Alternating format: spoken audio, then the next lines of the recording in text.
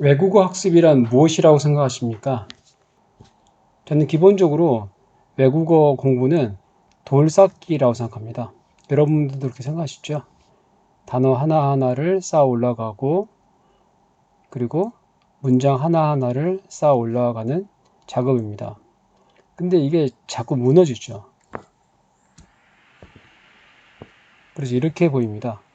되게 무너지고 지저분해 보이고, 많이 배우긴 했는데 어떻게 지어야 할지 모르고, 도대체 이렇게 좀 높이 올라가는 맛이 없죠. 실력이 높아진다는 느낌이 들지 않습니다. 그래서 사람들이 생각해낸 아이디어가 있습니다. 철제 뼈대를 넣는 것입니다. 이 철제 뼈대의 이름은 문법입니다. 문법을 튼튼하게 완성시키고, 그리고 이 벽에 벽돌만 채워나가면 되는 거죠. 그래서 이렇게 단어를 막 외웁니다. 여러분 학교 다니실 때 단어 공부, 단어 암기 많이 하셨죠? 단어 암기를 많이 할수록 영어 성적과 실력이 높아진다는 사실을 여러분들 많이 경험하셨을 겁니다. 그런데 제가 경험하기에 이러한 방법은 허구입니다. 그 이유를 말씀드려 보겠습니다. 네, 문법이라고 되어 있는 사진이 나오는데요. 사실은 언어에서 문법이라고는 실체는 없습니다. 문법은 벽돌 하나하나 같은 어휘들이, 그리고 문장들이 쌓여지는데, 그 쌓여지는 그 법칙들 속에 발견되는 우연한 현상들입니다. 그 현상들을 논리적으로 설명하고자 하는 방법인데요. 그것은 하나의 주장일 뿐이지 그것이 무조건 맞다 또는 이런 식으로 언어의 엄청난 틀을 구성하고 있다라고 말할 수 없습니다. 마치 달과 그리고 계란 사이에 어느 것이 먼저인가 논쟁이 많지 않습니까? 언어와 문법 사이에 어느 것이 먼저냐고 물어보신다면 저는 문법은 이 논쟁의 대상이 될 수도 없고 실체도 없는 것이다라고 말씀드리고 싶습니다. 예를 들면은 여러분들께서 고등학교 1학년이나 2학년 때 아마 국어 문법을 배우실 거예요. 그 국어 문법 문제는요, 다음 1번부터 5번 중에 문법적으로 옳은 문장을 고르시오 라고 나옵니다. 저는 그 문제를 많이 풀어봤는데요. 너무 황당한 것이 그 1번부터 5번 문장 중에 제가 오늘 사용하지 않은 문장이 하나도 없다는 겁니다. 근데 그 중에 다 틀리고 하나만 맞다라고 고르라고 했을 때 너무 당황스럽더라고요. 여러분은 한국어를 잘 모르시나요? 제가 한국어를 잘 모를까요? 잘 하죠. 아무런 문제가 없습니다. 대학도 나오고 대학원도 나오고 학위도 따고 그렇게 하는데도 전혀 문제가 없습니다. 근데 이런 문제를 풀 수가 없습니다. 영어도 마찬가지입니다.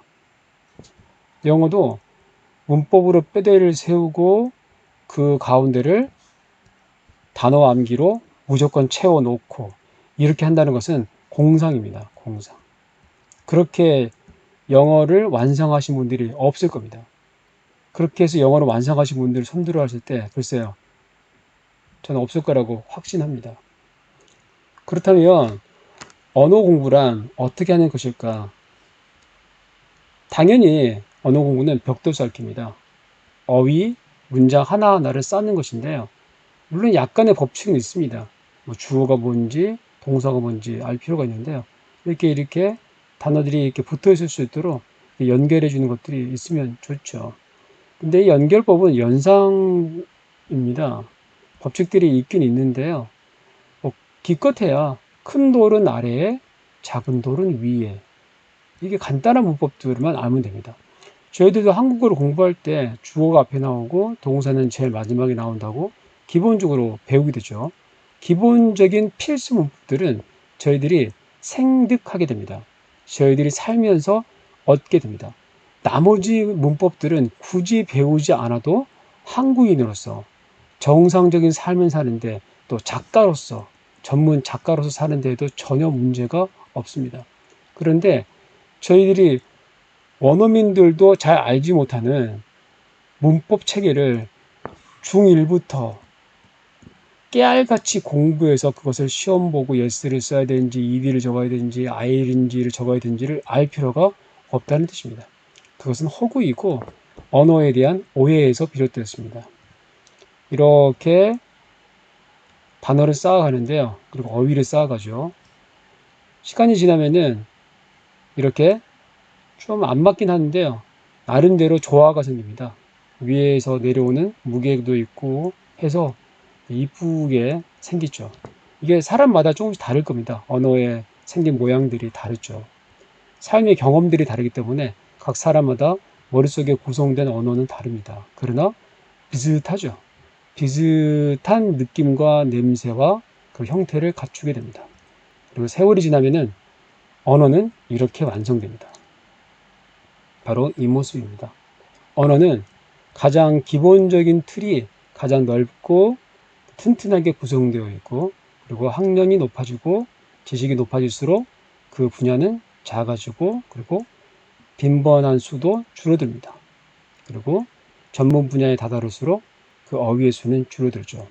또한 언어의 구조물은 오랜 세월 동안을 견뎌낼 수 있는 내구성을 가지게 됩니다. 1, 2년 정도로 없어지지 않는 거죠. 최소한 10년, 20년을 견딜 수 있습니다.